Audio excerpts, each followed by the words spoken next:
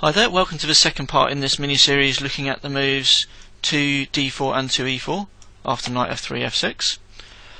In this video, as I stated in the previous one, I'm going to be looking at lines where white sacrifices the knight on g5. Now one thing to note is that the move order that white has over these first few moves is quite flexible. I mean, as you've already said, you can play either 2d4 or 2e4 and generally come back to the same thing. And also knight g5 can be played either on move 3 or on move 4 if white chooses to develop the knight to a3 or c3 first. So there's a number of different ways that white can reach it, and black's basically playing in response to the knight development b5, and in response to the knight coming to g5 always simply taking it. And knight e5 would come to the same thing, black would simply take that. It's worth looking at the move via the 2e4 move order first, because white does have one extra option. So again, white could develop the knight and then play knight g5, or play it immediately. It doesn't really matter, it comes to the same thing. Knight c3. And here, with having played e4 first, white has this extra option of the queen coming out. However, I don't think this queen excursion is particularly strong, and after g6, probably the most dangerous line, although maybe not the best. The best move might be queen g5, knight f6, but now the queen's clearly misplaced, and black will simply develop his pieces and attack the queen. Bishop h6 will come probably next. Queen h4 is probably what would be played in this position, followed by e5, because this is a little bit more, it's creating a threat if he takes f6 when white would win, but black's in time with counterplay with bishop h6. So black attacks d2, and after f4 plays g5, and white's queen's already in some trouble. So that's not very problematic at all. So instead white should play d4, which will then transpose to lines where if white had got it via 2d4. And here I recommend the move knight f6. I think this is the most flexible move. It's not quite clear how black's going to be playing his other pieces, whether he's going to be playing g6 or bishop g4 and e6, but in pretty much all those cases we'll have to play this knight move anyway, so it makes sense just to put it on the board. And it's also very natural. So you're threatening to come into g4 immediately, and white has to do something about that. The most natural way for white to prevent knight g4 is to play bishop g5. However, the computer Sorted has reached this position a number of times and has always played the move f3, which is quite interesting. The idea, I guess, is that he's trying to make do without playing bishop g5 in some cases, maybe taking on d5 early. And here I recommend the move e6. Now this looks a bit passive because you're blocking in the bishop on c8. However, if you do develop this bishop to g4, white doesn't necessarily have to play bishop g5, which would then transpose back to a line we'll consider later. Instead, he can maybe play f takes g4, because knight g4 can never really be particularly strong, because this bishop at least can come out to g5, and also white has options of taking on d5, so he can try to take advantage of the move order there. And the move g6 has been played a number of times, but I think after e takes d5, bishop h6, bishop g5, the threat of knight d5 is quite annoying, and black's not doing as well there. So e6 is the move I'm going to recommend. The ideas behind this is that black's quickly going to develop, or either develop this bishop from f8 and then castle, or he's going to play c7 to c5 with a counterattack in the centre. Really depends on what white does. So for example, if white tries to quick play in the centre with e takes d5, then black can immediately play quite quickly with bishop a3, just giving up this bishop for a tempo, so that his rook is much faster to come to the f-file. And after b takes a3, knight g4. And with castles and the queen coming out, black has really strong play. So that's not particularly good for white to play e takes d4 there. Probably the most natural moves are to play either e5 or bishop g5, and both of these moves can be met by this counter-attack with c5. Also g6 is okay, this is a standard idea, bringing the bishop out to h6, but c5 I think is more ambitious and attacking the centre. If white tries to kind of get rid of this pressure from d4 by capturing, then black has a number of good ways to play. One is knight e4, this is quite a nice way, quite a forcing way, that white has to capture this, and then bishop c5, so again developing the bishop with tempo. So after bishop takes b5, the queen can now come out, and then the rook to f8, and black's getting really good counterplay. if say queen f3, then you can capture this bishop here, and then bring the bishop out, top these off. And black's pretty much for choice really, I think, because this knight's going to easily develop to c6, and this bishop on f4 could come under attack. So if we just back up, so that was e5. I don't think e5 usually isn't the critical option, because it kind of lets black have a stable centre where you can really counter attack quite easily. Bishop g5 kind of keeps it a bit more fluid, and then after c5, again with that counter attack, white can maybe try e takes d5, and this leads to quite an interesting unclear position. The bishop can come out to d6. Black really needs to castle quite quickly and develop his pieces, so if he doesn't play bishop d6, then white will simply play in the centre himself and do very well. But now black is attacking h2, but white can try to ignore that with d5. It's probably the most ambitious try for white, because after bishop takes h2, queen d3, white's hitting h7, so black can't very easily castle, and he's also threatening to play in the centre with d takes e6, maybe d6, and so he has very, very good compensation. So I'm not quite sure that's the best move.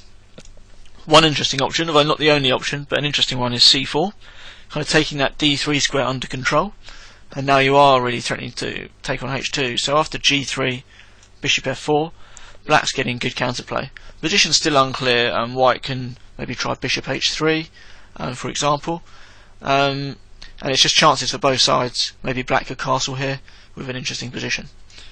So that's f3. It leads to, if both sides play well, then it leads to an interesting position. But I think the move most likely to see is bishop g5, certainly the most natural move. Now, black has two kind of obvious approaches to my mind here. One is to play g6 and bishop h6, and the other is to play bishop g4 and e6. So either bishop g4 or g6. Now I recommend the line with bishop g4 followed by e6, and the reason for that is that after g6, white captures on d5. This is usually the critical way for white to play. And now I think that already black's best bet is to play bishop g4 and e6 anyway. And this leads to some interesting positions. But it certainly makes sense to, if you have to play bishop g4 and e6 anyway, just to get them on the board. As with knight f6, it makes sense just to play the moves that you need to play and then decide on the rest later. So after putting these moves on the board, white's critical move in fact is e takes d5. As usual, if white plays in the centre, say with e5, perhaps hoping to play bishop h4, it gives black enough time to either play c5 or g6. Now if g6 and white continues with this idea of bishop h4, then bishop h6, black's a bit too fast, he gets too much play, so e takes f6, queen f6, a very good move, because bishop d2 is a big threat. And if bishop g4 kind of trying to block both, then queen f4 is just too strong. If you just see, this is going to end up in a mating attack for black, like this. These lines where white's king comes out are very, very rarely playable, and this is not an exception. So e takes d5, the most critical move. So in these cases, white's often trying to play either knight d5 or d5, and knight d5 can be very, very dangerous. Just an example of that is the move c5. So this is not a recommendation, because knight d5 here is very strong. And after e takes, bishop c4, a double piece sacrifice, and this does come up a few times in this variation. B takes and castles, and there's absolutely no defence to a check on the e-file for black. Black's actually lost here. Instead of c5, I recommend that black develops very quickly. As I mentioned, g6 is playable. I think this is okay, but bishop a3 I like, because you're developing with tempo. If white does try to ignore that bishop, he gets into more trouble, because d5, it's just too much material that white's given away. Although he gets his pawn up to d7, black's king isn't really that unsafe, and the knight's going to develop quite easily. Black's pieces are looking actually going to be quite dangerous. So I think black's doing well. I mean, white hasn't got enough compensation for the piece, I don't think. So white should really take that piece on a3, which levels up the material. But now black can get castled, and often the kind of main challenge for black in these lines is getting his king castled before white get white break through in the centre, and here he's managed that, so he should be absolutely okay. d5 is the most critical line, but here even king h8 is okay for black. I think just that's often quite a very useful move, and black's doing okay if he can get away with it. Bishop f5 is also possible. I just want to show this move just to kind of prove that black's position is sound, because you can play this move and then after white grabs the material, simply even it up by winning this knight on d4, and then play e5. And you're coming to play through with e4, and so white should probably get his king out of the centre by playing castles queenside, and also preparing to play d6 himself. And then after the obvious moves, so both sides executing their plans, the pieces just come off with approximately, well, this is basically an equal position, and will probably end in a draw with best play. So that just kind of proves black's position is sound, but you don't have to play that way. You can simply, like I say, sidestep with the king, or there are other moves I imagine are playable as well. So black's doing okay in that position, and I think that's probably the most dangerous line, knight g5 sacrifice line that white has. He can play it without knight c3, so let's say for example here he simply plays the move d4, so just keeping that knight back, keeping it flexible so it can go to either a3 or c3. But black will simply play in the same way, so knight f6, bishop g5, bishop g4, f3, e6. Now if white decides to play knight c3, black can either pick whether he wants to play b5, transposing back, or probably the more natural, developing the bishop out to b4. So white should maybe instead play knight a3 and b5. And again, I mean, the transposition possibilities there are quite a few of them, and white could have played knight a3 on any of the moves up till now pretty much, and transposed to this position. But here, playing in the centre doesn't make quite so much sense, because the knight on c3 had a lot more influence. You saw those ideas of knight d5, bishop c4 sacrifices. They don't really exist now, so if white's going to play it with knight a3, it probably because he wants to maybe keep the position a bit more closed, say with e5, but then g6, or, and you know, in the future black can play c7 to c5 as we've seen already, and bishop h6 ideas, and black's position is quite sound, so I don't think that's too much of a problem for black. So I'm going to back up. That's basically it for the knight g5 sacrifices. There is one other line I want to cover in this video, and that's the line where white plays knight a3. So you can, as always, the caveat, you can play d4 or e4, it will generally come to the same thing, and knight a3 and then e4. And I don't think black should get bogged down in ideas of capturing on e4. We've seen in the previous video that this can go horribly wrong, and I don't think it's particularly good here either.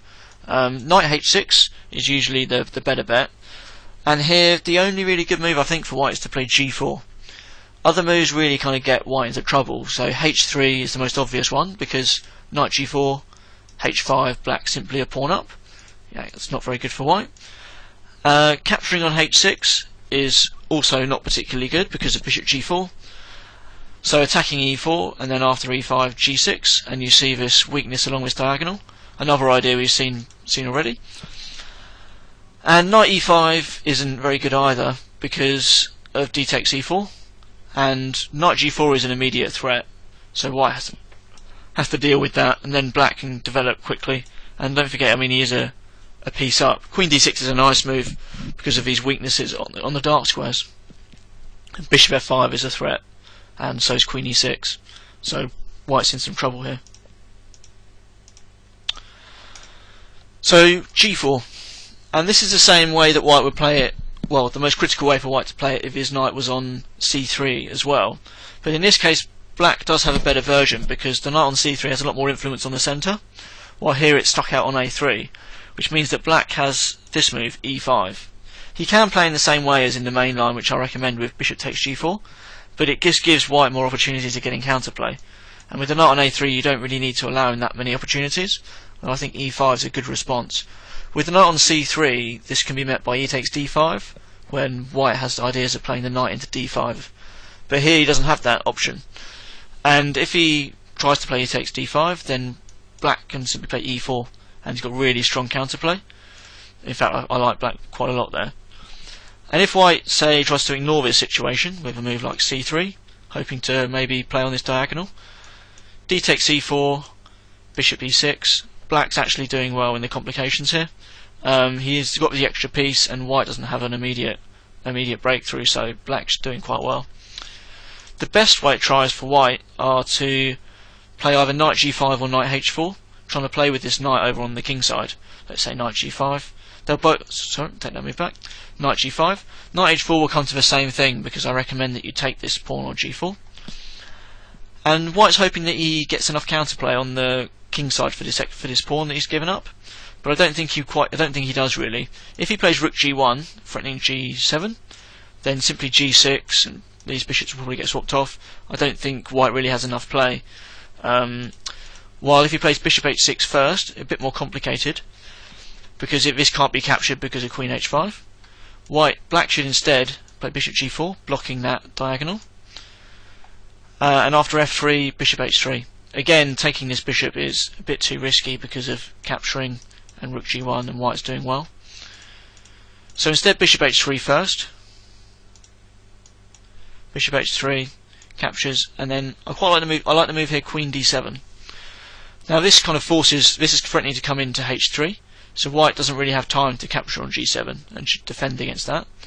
And now bishop b4. This is the point, because if black captures quickly on h6, then rook g1 will be very annoying with both the bishop and rook still at home on the king side. But with bishop b4 and queen d7, it's a really nice thing, because knight takes b5 can't be played because of queen b5, which wins for black after c4, queen b4 check. So white can't take that and has to instead block it. But now, after this bishop's been evacuated, now you can play g takes h6, and rook g1 can be met by rook g8. And white has to be very careful not to end up in a very bad position here. So rook g7 is actually a mistake. It looks natural, like usually this is a no-brainer, just kind of gaining a tempo. But here queen g7 is a big threat, and white doesn't have time to play knight takes b5 because of queen g7. So instead, white should be a bit smarter and play knight takes b5. And the point of this is that after rook g2, queen a4 is possible. And white has to kind of be very clever and find these moves, but even after he does, queen b5, knight d7, black's actually got a piece for a pawn in this endgame, so black's the only side that can really win. So I think this whole opening with knight a3 and pushing the centre pawns isn't particularly dangerous, and if black follows this, then he'll get a good position. That's it. That's all I'm going to mention in this video. The next video will cover the critical lines, so that's involving the line with knight c3 and e4. So bye for now, I hope you come back to see that video.